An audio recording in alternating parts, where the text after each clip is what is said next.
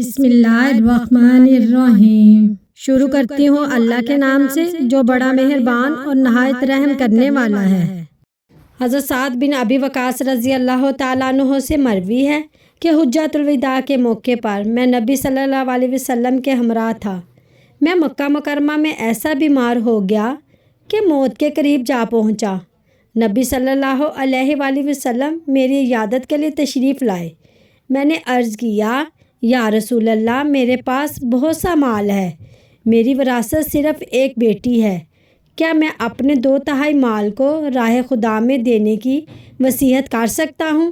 فرمایا نہیں۔ انہوں نے نصف کے متعلق پوچھا، تب بھی منع فرما دیا۔ پھر جب 1/3 مال کے متعلق پوچھا تو نبی صلی اللہ علیہ وآلہ وسلم نے فرمایا، ہاں 1/3 مال کی وصیت کر سکتے ہو، اور یہ 1/3 بھی بہت زیادہ ہے۔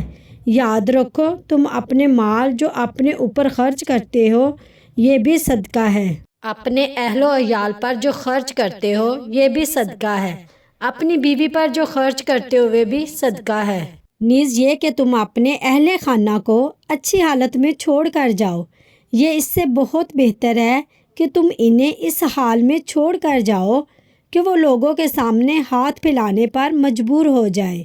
میں نے عرض کیا، یا رسول اللہ، کیا میں اپنے ساتھیوں سے پیچھے رہ جاؤں گا؟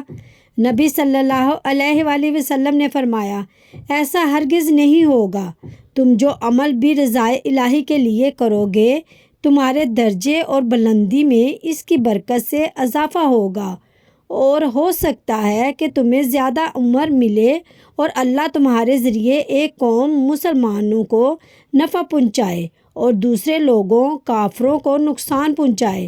اے اللہ، میرے صحابہ کی ہجرت کو مکمل فرما، انہیں ان کی ایڑیوں کے بال نہ لوٹا۔ افسوس، سعد بن حولہ پر یہ مکہ مکرمہ میں ہی فوت ہو گئے تھے، جس پر نبی صلی اللہ علیہ وآلہ وسلم افسوس کا اظہار فرما رہے تھے۔ المستدرک حاکم، حدیث نمبر 1546۔